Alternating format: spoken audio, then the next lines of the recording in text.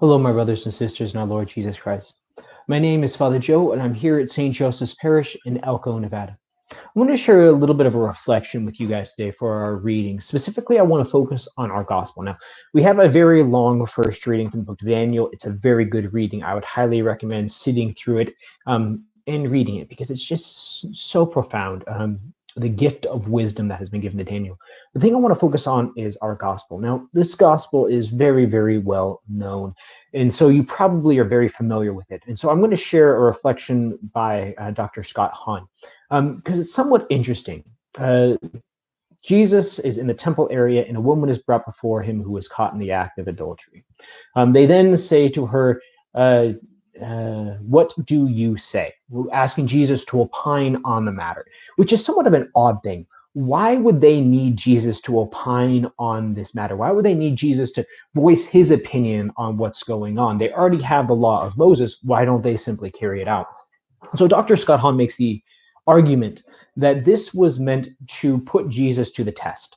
Now, during the time of Jesus, the Jews were under Roman occupation.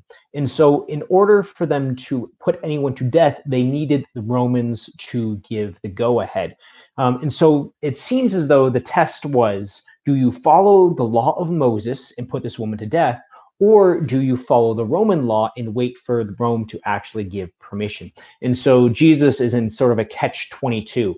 That on the one hand, he can't not follow the law of Moses, and on the other hand, he can't not follow the Roman law. Either answer is a bad answer. And then Jesus begins to write in the sand, the only thing that we actually know that Jesus wrote.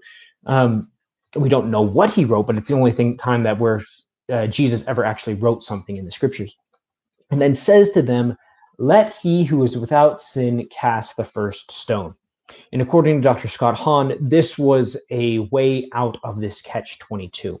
Because on the one hand, he's not saying don't follow the law of Moses, but on the other hand, he's also not saying don't follow the Roman law. Because the Pharisees would have realized that Jesus was constantly telling them that they were being sinful, that they were being hypocrites, they were being play actors or hypocrites. And so he did not view them as being sinless. But then on the other hand, they themselves thought that they were sinless. And so what should they do?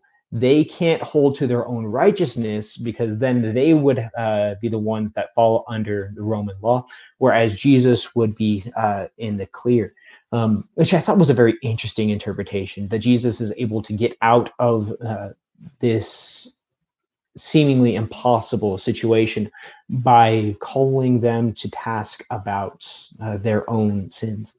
It's somewhat an interesting interpretation, and I offer that to you to think about as well. With that, I'm going to end my reflection. Stay safe, my brothers and sisters. May God bless you and keep you.